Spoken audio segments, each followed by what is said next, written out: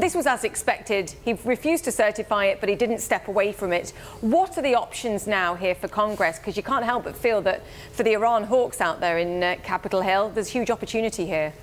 Well, this is the big question. I mean, what the administration wants is for Congress to hold off reimposing nuclear sanctions that would scuttle the deal.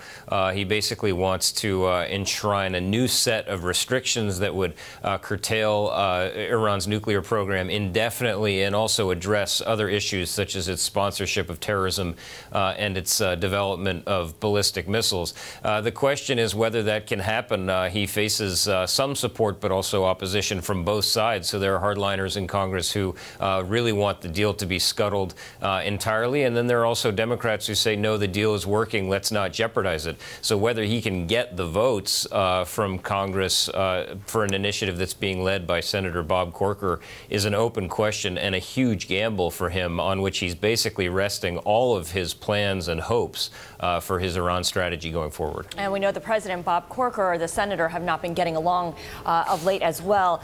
Nick, Germany's foreign minister says the U.S.'s view that Iran is not complying with the accord contradicts what Germany has found. How critical is it that the U.S. have the support of its allies in this? Well, that's really the sort of critical thing going forward. So first, he needs the support of Congress to get this new legislation in place. Then he wants to use that as leverage to get support from European allies, chiefly Germany, the UK, and France, to bring Iran back to the negotiating table to agree to these new restrictions.